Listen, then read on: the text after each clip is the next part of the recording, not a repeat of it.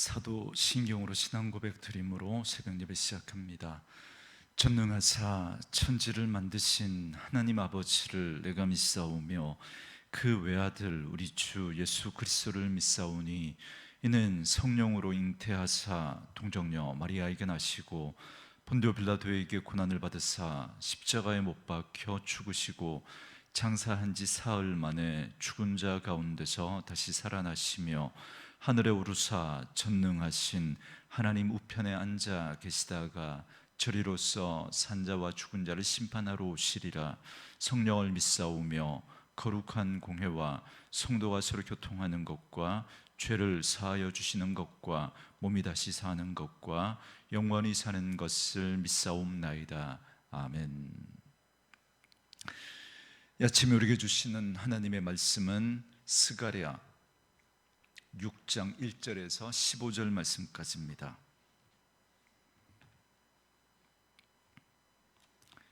스가랴 6장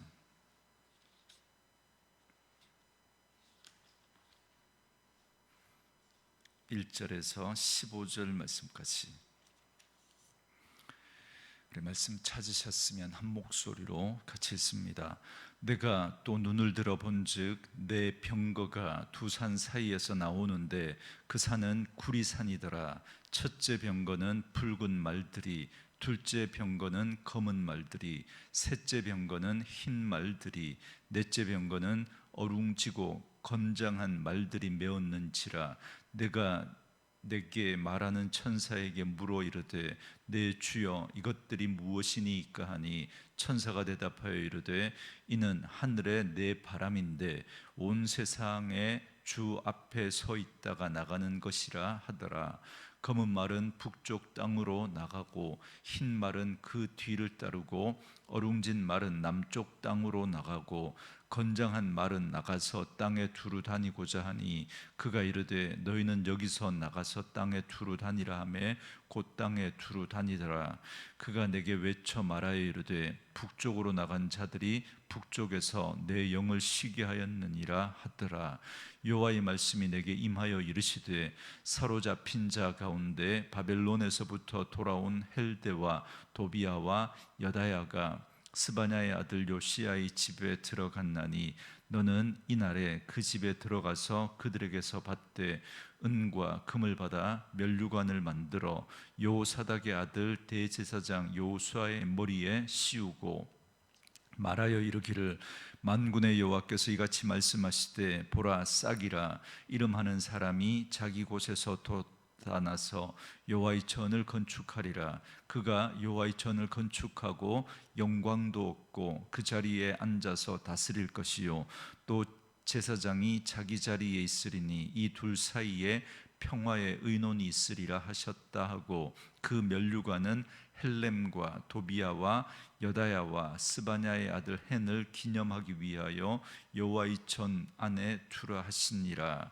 먼데 사람들이 와서 여호와의 전을 건축하리니 만군의 여호와께서 나를 너희에게 보내신 줄을 너희가 알리라. 너희가 만일 너희의 하나님 여호와의 말씀을 들을진대 이같이 되리라. 아멘. 오늘은 함께 읽으신 스가랴 6장 1절에서 15절 말씀을 중심으로 새 시대의 여명이라는 제목의 말씀으로 잠시 은혜를 나누겠습니다. 스가랴는 총 8개의 환상을 통해서 하나님의 뜻을 유다 백성들에게 알게 하시고 그들을 회복해 주실 것에 대한 말씀을 하십니다. 그 중에 먼저 오늘 본문 1절부터 8절에는 마지막 8번째 환상이 나오고요. 이어서 9절부터 15절은 이제 이 환상이 아닌 상징적인 행동을 통해서 앞에 나오는 이 8개의 환상의 결론적인 말씀을 하고 있습니다. 먼저 8번째 환상인데요. 여러분 1절에 보시면 내가 또 눈을 들어 본즉 내 병거가 두 산 사이에서 나오는데 그 산은 구리산이더라 그럽니다. 여러분 스가랴 1장에 나오는 첫 번째 환상에서는 병거는 없이 말들만 등장했습니다. 그리고 이 말들은 온 땅을 두루 감찰하는 여호와의 사자다라고 그랬습니다. 그런데 1장 11절 12절에 보면 스가랴는 그 환상을 보면서 하나님이 온 땅을 두루 감찰하시는데 왜 우리를 불쌍히 여겨주시지 않습니까? 라고 하나님께 항변하는 그런 내용이 나옵니다. 그 이유는 온 땅이 평안하기 때문이라는 겁니다. 이게 무슨 말이냐면 이스라엘을 괴롭게 하는 저 이방 나라들에게 진노를 내리셔야 되는데 하나님이 왜 진노와 심판을 내리지 않습니까? 왜 평안하도록 그냥 내버려 두십니까? 라고 하는 그런 항변이었던 겁니다. 그런데 바야흐로 이제 그 평안이 드디어 깨지고 하나님의 심판이 집행됩니다. 그게 바로 이 말들이 내 병거를 끄는 환상입니다. 다시 말해서 이 환상은 이방 나라들을 향한 심판을 의미합니다. 이 병거들은 구리로 된 두 산 사이에서 나왔습니다. 구리로 된 이 두 산은 예루살렘을 의미합니다. 예루살렘에는 본래 시온산과 감람산이라고 하는 두 개의 대표적인 산이 있습니다. 그리고 종종 이 시온산과 감람산은 심판의 자리로 이렇게 묘사되기도 합니다. 그래서 심판이 시작되었다라는 의미로 지금 두 산을 언급하고 있는 것입니다. 그리고 또한 구리로 된 산이라는 것도 역시 심판을 의미합니다. 보통 성경에서는 구리라는 표현이 아니라 노수로 표현됩니다. 여러분, 구리로 만든 황동, 청동 이제 이것을 노수로 이렇게 표현을 하고 있거든요. 그래서 성경은 노수는 주로 하나님의 심판을 표현할 때 주로 상징적으로 쓰는 표현입니다. 그렇기 때문에 이 구리로 된 산이라고 하는 이 말도 심판을 의미하고 있는 것이죠. 그리고 네 개의 병거와 또 말에 대해서 다양한 해석들이 나옵니다. 앞에서도 한번 언급했지만 네 병거는 각각 하나님이 세계를 심판하는 도구로 사용하신 아수르, 바벨론, 헬라, 로마라고 이렇게 해석을 하기도 합니다. 그렇지만 꼭 그렇게 특정 지어서 말할 필요는 없습니다. 여러분, 성경에서 넷은 오히려 동서남북을 의미하는 땅의 수라고 말씀을 드렸습니다. 그러니까 사방천지 온 세상에 이 하나님의 심판이 내려진다라는 그런 의미로 여러분 그렇게 해석하면 되겠습니다. 그리고 말들의 색깔에 대해서도 마찬가지입니다. 붉은 말, 검은 말, 흰 말, 얼룩말에 대해서도 역시 이러저러한 해석이 분분합니다. 그렇지만 구체적인 의미보다 다양한 방법과 나라와 민족을 들어 심판을 행하신다, 그렇게 해석하는 게 좋겠습니다.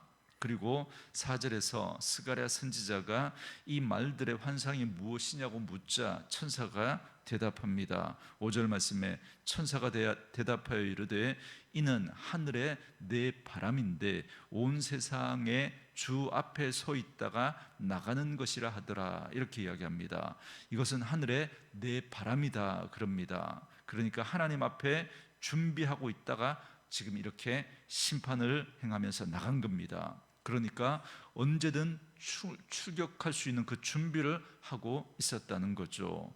여기 하늘에 내 바람이라고 했는데 여러분, 성경에서 바람은 영, 호흡 이렇게 의미합니다. 그래서 하나님께서 그 코에 생기를 불어넣으셨다 그러죠. 여기서 표현되는 이 생기가 루아흐, 영이라고도 표현되고 호흡이라고 그렇게 표현되기도 합니다. 그래서 성경에서 바람은 영, 호흡을 의미합니다. 그래서 영어 성경에도 보면 우리말 성경에서는 바람이라고 되어 있는데 이걸 영, 스피릿으로 그렇게 단어로 이렇게 쓰고 있습니다. 그러니까 하나님의 영이 온 세상을 감찰하고 심판하고 계신다라는 그런 의미입니다. 그래서 이제 심판이 내려집니다. 6절과 7절에 보면 말들이 차례로 달려나가 북쪽과 남쪽을 심판하십니다. 그런데 8절에서 북쪽으로 나간 자들이 북쪽에서 내 영을 쉬게 하였느니라, 이렇게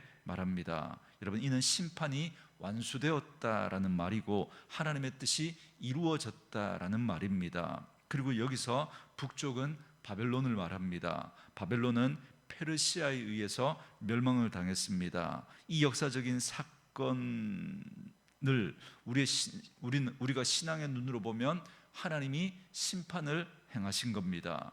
그들은 하나님의 도구로 그렇게 사용이 되었지만 하나님의 심판 이상의 가혹한 심판을 유다에게 행했습니다. 그러나 단지 이것만이 아닙니다.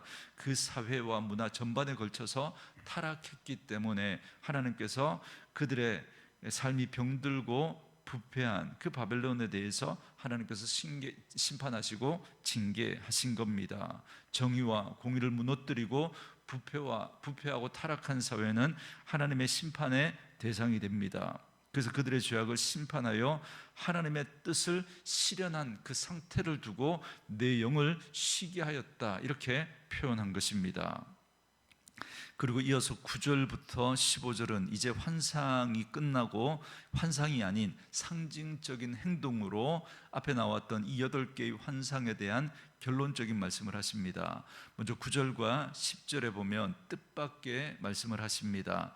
헬데, 도비야, 여다야가 요시야의 집에 들어갔으니 그들에게 은금을 받으라는 겁니다. 그리고 14절에 보면 스바냐의 아들 헨이라고 하는 사람이 한 명 더 추가가 됩니다. 이 사람들은 요시야라는 사람을 찾아가 은과 금을 드립니다. 아마도 요시야는 당시 성전 재건을 담당했던 주요 인물로 추정됩니다. 그들은 성전 재건이 멈춘 그 상황을 안타까워하며 헌신을 작정한 사람들입니다. 그래서 이들의 이러한 헌신을 통해서 바야흐로 그 중단되었던 성전을 재건하는 역사가 시작되었다라는 것을 말해주고 있습니다. 그리고 그들이 드린 그 은과 금으로 만든 면류관을 씌워서 대제사장 요수아의 대관식을 거행하라고 그렇게 말합니다. 여러분, 이 말은 상징적인 말씀이지 실제로 그렇게 행한 일은 아닙니다. 여러분, 그렇다면 이 대제사장에게 이 면류관을 씌워서 대관식을 거행하라라고 하는 이 말의 의미가 뭘까요? 여러분, 13절에 보시면 그가 여호와의 전을 건축하고 영광도 얻고 그 자리에 앉아서 다스릴 것이요 또 제사장이 자기 자리에 있으리니 이 둘 사이에 평화의 의논이 있으리라 하셨고, 이렇게 말합니다. 여러분, 제사장의 직분과 왕의 직분은 구약에서 좀 구별됩니다. 각각 하나님이 기름 부어 세우죠.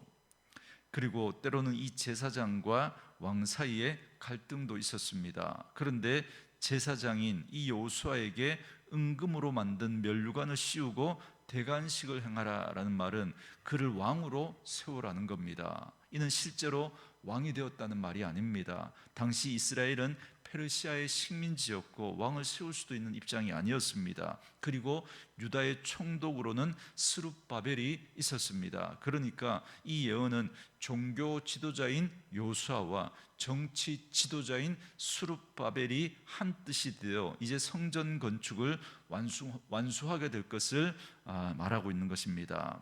그런데 이 예언은 단지 요수아와 스룹바벨을 통해서 성전을 재건하겠다라는 것으로 끝나는 예언이 아닙니다. 여러분, 기억나십니까?